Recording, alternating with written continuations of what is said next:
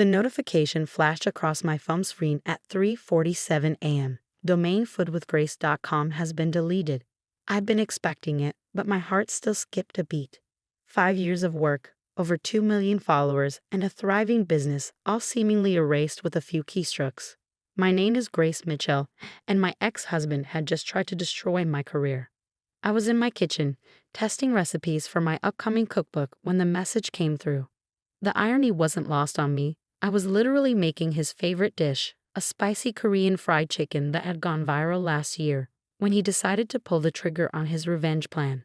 Another text lit up my screen. How does it feel to lose everything? Maybe you should have thought twice before exposing my affair and the divorce proceedings. I wiped my hands on my apron and picked up the phone. Mark had always been vindictive, but this was a new low. He'd waited until now, 3 months after our divorce was finalized, thinking he'd caught me off guard. What he didn't know was that I'd been preparing for this moment ever since I found lipstick on his collar 6 months ago. My blog, Food with Grace, had started as a hobby, just a way to share my love of cooking after leaving my corporate job. But it had grown into something beyond my wildest dreams. My recipes were featured in major magazines, I had a cookbook deal with a top publisher, and brands were constantly reaching out for collaborations. Mark had hated it at first, telling me I was wasting my time. Nobody makes real money from blogs, he'd said dismissively. Then the checks started coming in, bigger than his salary as a middle manager. Suddenly, he was very interested in our business. I made him an administrator on the site, a decision I'd regretted the moment I caught him with his assistant in our bed. The divorce had been ugly, with him threatening to make me pay for ruining his reputation. I'd known then that he'd try to hurt me through the blog. So I planned accordingly. Another text. Your followers are already noticing. Check Twitter. I did.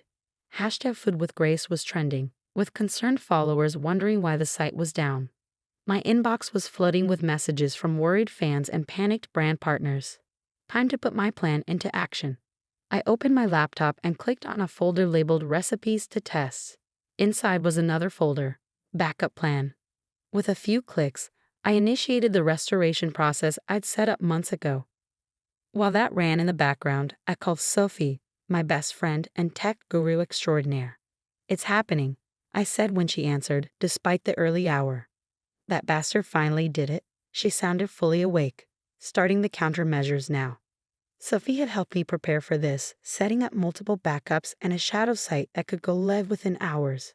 We documented everything. Every change Mark made to the site, every attempt to access the backend, every threatening email he'd sent. How long? I asked, watching the progress bar on my screen. 2 hours to restore everything. Another hour to redirect the domain.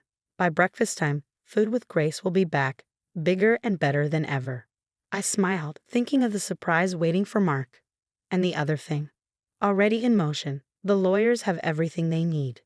While my site was being restored, I pulled up the document I'd been compiling for months.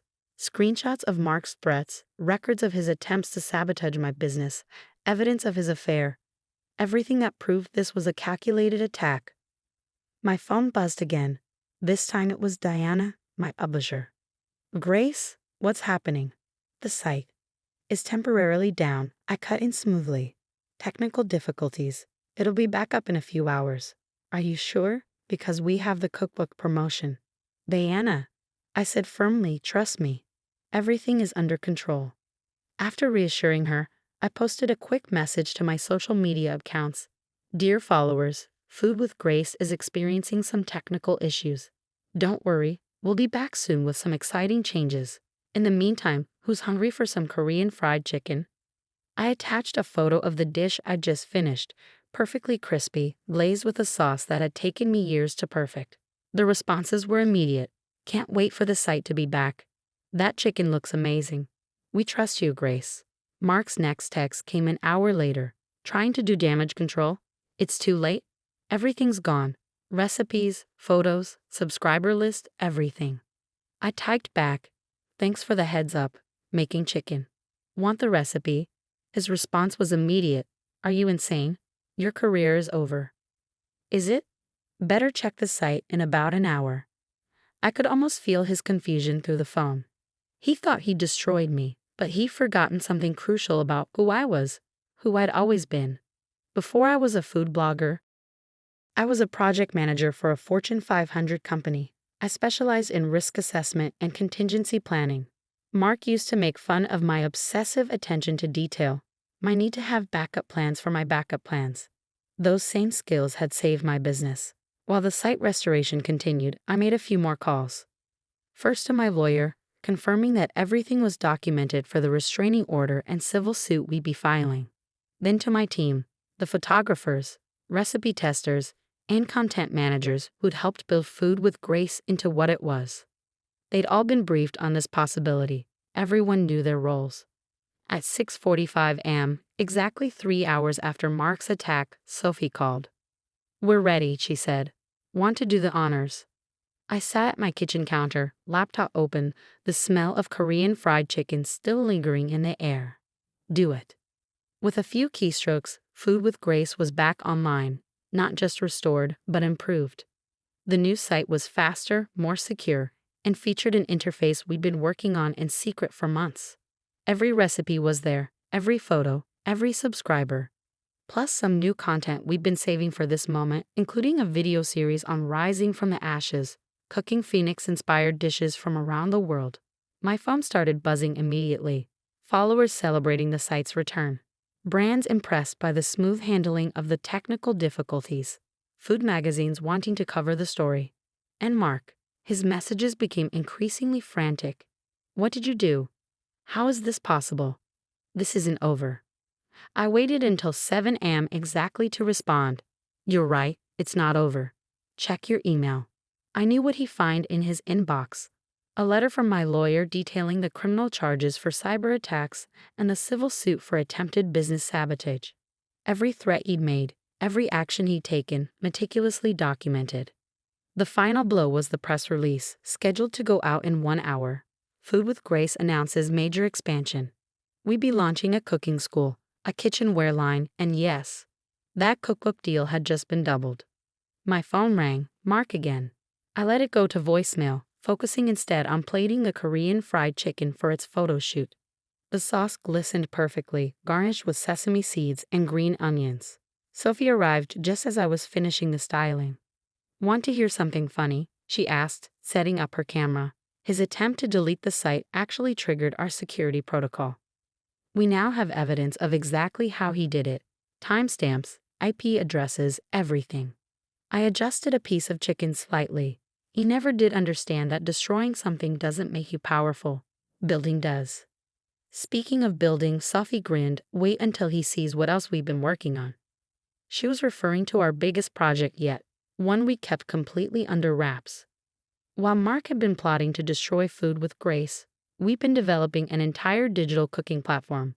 The attack on my site would now serve as the perfect launch publicity. As Sophie photographed the chicken, I checked the site metrics. Traffic was already higher than usual, with thousands of supportive comments pouring in. My followers weren't just staying, they were rallying around me. Another text from Mark. "You think you're so clever. This isn't the end." I finally replied, "You're right, it's a beginning. By the way, the chicken recipe you loved so much, I've improved it. But don't worry, you can find it on the site. It's under Sweet Revenge." The next few days passed in a whirlwind of activity. While Mark seethed and sent increasingly desperate threats, Food with Grace was experiencing unprecedented growth. The attempted takedown had become a rallying point, with my story spreading through social media like wildfire. "You have to see these numbers," Sophie said, bursting into my kitchen where I was filming a new recipe video. "We've gained 500,000 followers in 3 days." I kept my focus on the camera as I demonstrated the perfect way to fold dumplings. "How's the engagement?" "Off the charts. That Rising from the Ashes series, people are obsessed. The Phoenix metaphor is really resonating." Of course it was. Everyone loves a comeback story, especially one involving food and revenge served with style. My phone buzzed. Another email from Mark's lawyer, demanding we take down the press release about the site attack. I forwarded it to my legal team without reading it fully. They'd been expecting this. "Grace?" Sophie was looking at her tablet with concern. "Mark's posted something. You should see this." I finished crimping the last dumpling before checking the screen she held out. There it was, a lengthy post on LinkedIn of all places, painting himself as the victim of a vindictive ex-wife who had manipulated the narrative of our divorce. According to sources close to the situation, he'd written, Food with Grace was jointly developed, with significant contributions from both parties during the marriage. I actually laughed out loud. Significant contributions? He once suggested I make spaghetti more authentic by adding ketchup. Sophie wasn't smiling. He's claiming partial ownership of the brand. Let him. I turned back to my dumplings, placing them carefully in the steamer. We have years of documentation proving he had nothing to do with content creation. Plus, I pulled up a folder on my laptop labeled Insurance. Inside were hundreds of screenshots, every dismissive comment he'd made about the blog on social media, every email where he'd mocked my little cooking hobby, every text where he complained about me wasting time on recipe development. I saved everything, I explained. From day one. Call it a chef's instinct for keeping good records. Sophie scrolled through the folder, her eyes widening. There's even a video. From 3 years ago, Christmas dinner. He had quite a lot to say about how anyone could run a food blog, and how I was lucky he let me play around with this nonsense instead of getting a real job. I smiled. Mind if he was going through a documentary phase? Filmed the whole thing. You're scary sometimes, you know that? No, I corrected, checking the temperature on my steamer. I'm prepared. That preparation was about to pay off in ways even I hadn't anticipated. While Mark was trying to claim ownership of Food with Grace, our new digital platform was in final testing. We'd named it Feast, a comprehensive cooking education platform that would make my blog look like a small side project in comparison. The next morning, I had a meeting with my publisher about the cookbook. Diana was practically bouncing with excitement. The pre-orders are incredible, she announced. We need to double the initial print run. What about the bonus chapter? I asked. She grinned. You mean the one about rebuilding after betrayal, complete with Phoenix-themed recipes, already laid out and ready to go? The timing couldn't be better. She was right. The publicity from Mark's attack had created the perfect launch platform for everything we'd been developing. My phone buzzed. A text from my lawyer. Judge granted the restraining order. Mark can't contact you or access any Food with Grace properties. Another piece falling into place. But Mark had one last card to play. That evening, as I was testing recipes for Feast's launch menu, I got a call from an unknown number. Is this Grace Mitchell? A woman's voice asked. Yes. This is Rachel from the Times. I'm working on a story about your ex-husband's claims regarding Food with Grace. He's provided some interesting documentation. My hand tightened around the phone. What kind of documentation?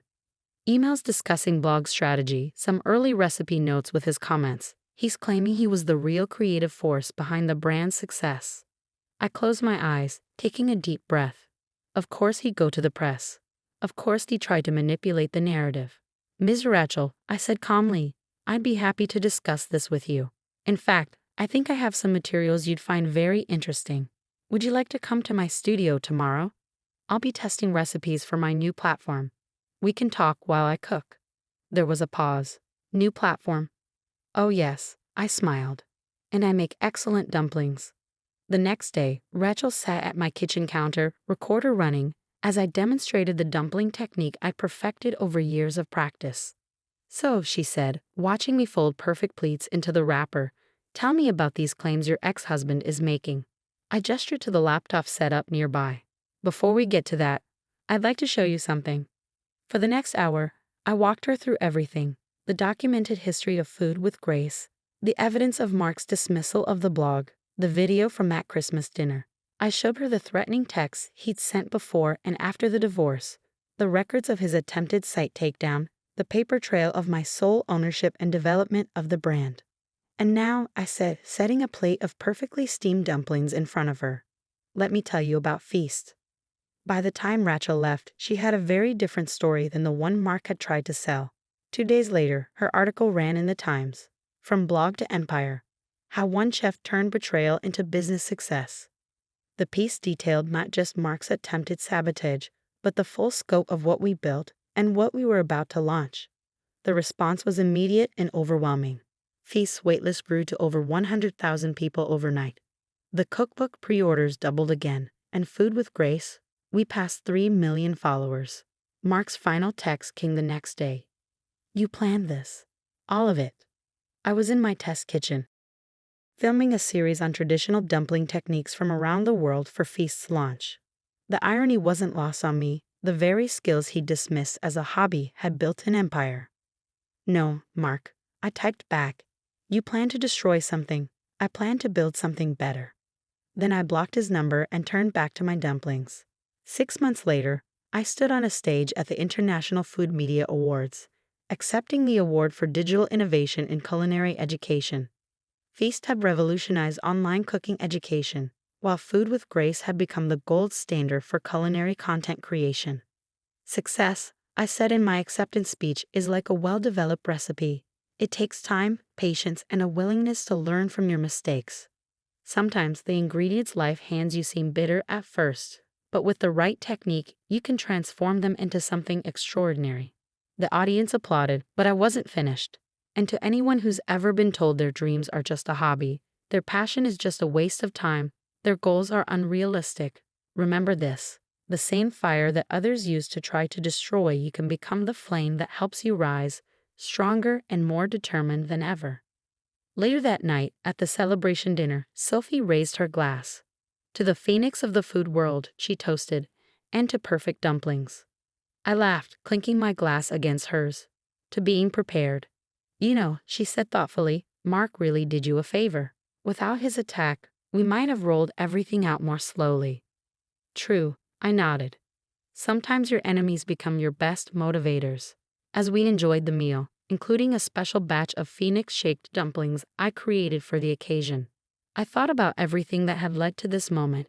Mark had tried to erase my work, thinking he could destroy years of effort with a few keystrokes. Instead, he'd helped launch the next phase of my career, proving once again that sometimes the best revenge isn't about destroying what others build. It's about building something they never imagined possible, and I was just getting started. The next morning, as I reviewed the final edits for my cookbook, a notification popped up on my phone. A news alert about Mark. His company had demoted him following the publicity from his failed attack on Food with Grace. Apparently, they didn't appreciate his approach to conflict resolution. I closed the alert without reading further. His story wasn't my concern anymore. I had recipes to develop, classes to teach, and an empire to run. After all, success is the best revenge, especially when served with perfect dumplings.